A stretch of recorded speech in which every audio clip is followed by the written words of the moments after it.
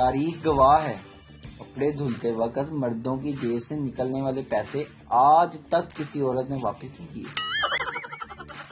پرانے وقتوں میں مہمان آتے تھے تو دعا سلام اور حال احوال پوچھنے کے بعد باتوں کا ایک نہ ختم ہونے والا سلسلہ شروع ہو جاتا تھا۔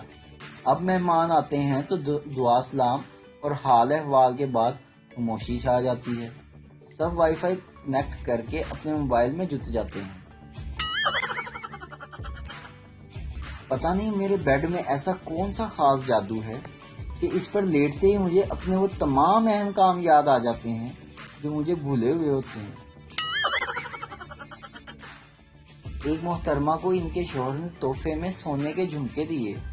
اب ہوا یہ کہ انہوں نے جھمکے پہن تو لیے مگر اڑوس پڑوس کی عورتوں کی نظر ان کے جھمکوں پر نہیں پڑی، اس لیے محترمہ کافی دل برداشتہ ہوئی اور سوچنے لگی کہ ایسا کیا کیا جائے جو پڑوسن میرے جھمکے دیکھیں اور تعریف کرنے کے ساتھ ساتھ حسد میں بھی مبتلا ہو جائیں۔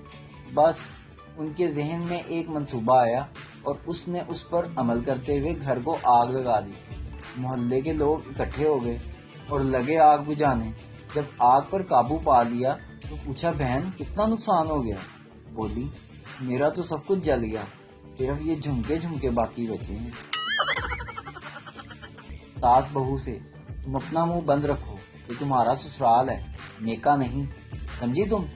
بہو پیار سے بولی، اماں جی اسی بھی تھوڑا یا بریک پہ پیر رکھو، میکا تو یہ آپ کا بھی نہیں ہے۔ ویڈیو دیکھنے کا شکریہ۔ لائک کیجیے ہمارا پیج NTV اردو اور ویڈیو پسند آئے تو ضرور شیئر کیجیے۔